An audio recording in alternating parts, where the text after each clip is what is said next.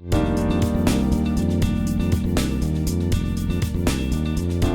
syndrome de Cushing est une affection fréquente chez le cheval senior.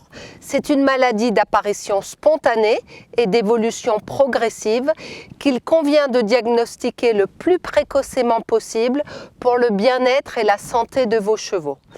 Elle correspond à un désordre hormonal qui est dû à une dégénérescence de l'hypothalamus, partie du cerveau qui joue le rôle de chef d'orchestre de la plupart des grandes fonctions de l'organisme. Les chevaux atteints de Cushing présentent une large variété de signes cliniques qui progressent avec le temps. Certains de ces signes peuvent être à tort associés au processus normal du vieillissement. En cas de suspicion clinique d'un syndrome de Cushing, le vétérinaire procède à des dosages hormonaux, notamment le dosage de l'ACTH, qui est anormalement élevé en cas de maladie de Cushing. Nous allons suivre l'évolution d'un cas sur plusieurs mois, géré par le vétérinaire qui a diagnostiqué et suivi un cheval atteint par la maladie de Cushing. Les symptômes de la maladie de Cushing sont très variés et le vétérinaire peut y penser dans des situations très différentes.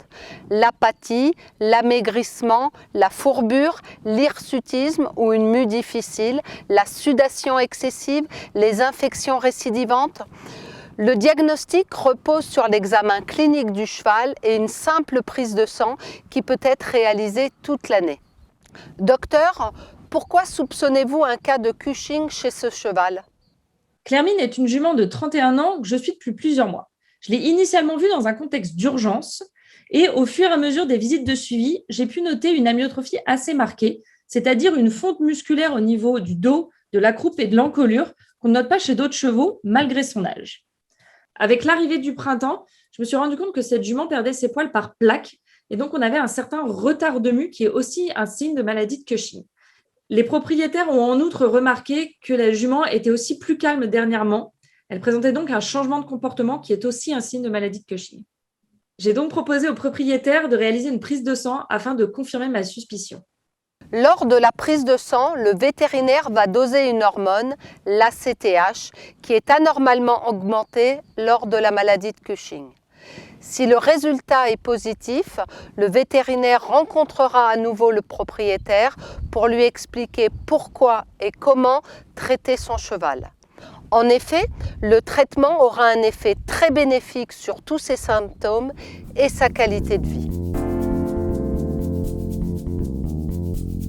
La mise en place du traitement si la maladie est avérée et les conseils donnés par le vétérinaire sont une étape très importante. Docteur, quels sont les résultats de la prise de sang et que préconisez-vous?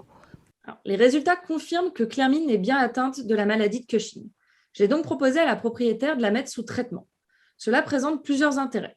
Premièrement, faire disparaître les signes cliniques que nous avons constatés sur Clermine, c'est-à-dire normaliser la pousse et la perte de poils, l'aider à se remuscler et enfin l'aider à retrouver un comportement normal plus vif qui était le sien auparavant. Deuxièmement, l'intérêt de la mettre sous traitement est de réduire les complications graves pouvant être liées à cette maladie, donc réduire l'incidence de fourbure et les infections à répétition. En gros, cela va aider la jument à mieux vieillir et à reprendre comme avant le cours de sa vie. Il est important d'être très régulier dans l'administration du médicament pour avoir de bons résultats. Une fois que le traitement est commencé, il faut le donner au cheval tous les jours du reste de sa vie, car le traitement lui apporte de la dopamine dont il manque, mais il ne peut pas guérir à proprement parler de sa maladie. Une fois le traitement commencé, la première chose que le propriétaire peut constater est un meilleur moral de son compagnon, puis les autres signes cliniques s'améliorent progressivement. Docteur, quand avez-vous prévu de repasser voir le cheval? J'ai prévu de revoir Clermine dans 6 à 8 semaines. Je la réexaminerai et je referai une prise de sang de contrôle et je vérifierai ainsi qu'elle a la bonne dose de médicaments. Si besoin, je réajusterai la dose, bien sûr. Nous allons tout consigner dans un carnet de suivi. Cela sera ainsi plus facile de gérer la maladie et son traitement. J'ai également conseillé à la propriétaire de lire un petit guide sur la maladie de Cushing réalisé à destination des propriétaires pour avoir un certain nombre de conseils et d'explications sur la maladie et de ne pas hésiter à me joindre si elle avait une question. Après la mise en place du traitement, une visite de contrôle est prévue 6 semaines plus tard pour vérifier l'amélioration de l'examen clinique du cheval, que la prise du médicament se passe bien et que les dosages hormonaux se sont normalisés. En effet, la dose et la réponse au traitement sont variables d'un cheval à l'autre. C'est pourquoi une réévaluation de la concentration en ACTH est conseillée 6 à 8 semaines après le début du traitement.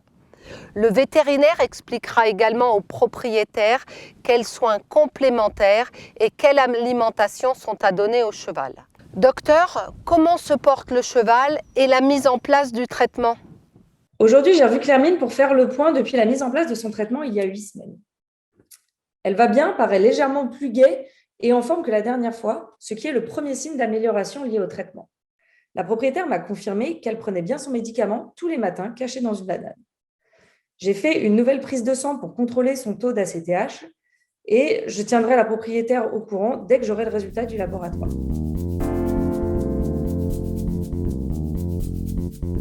Lors de la mise en place du traitement, la posologie doit être ajustée de façon optimale à chaque cheval grâce à l'examen clinique et le dosage de l'ACTH.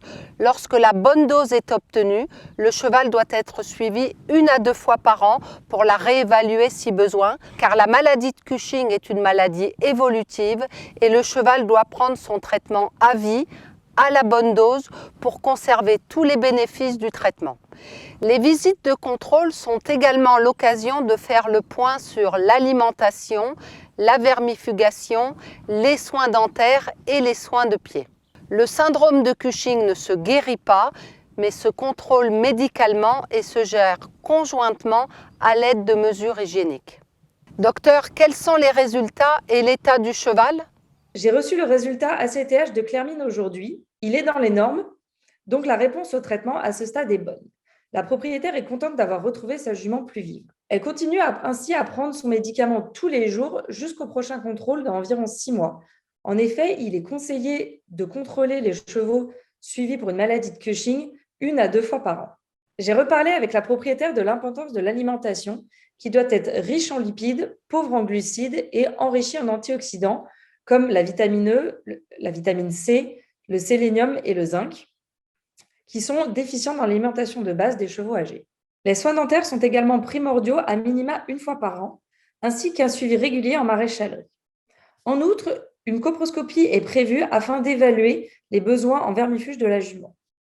Nous voyons, grâce à ce témoignage, qu'un dépistage précoce de la maladie de Cushing est nécessaire car le traitement disponible est susceptible d'apporter un réel confort de vie à l'animal atteint et d'améliorer la santé et le bien-être de nos compagnons.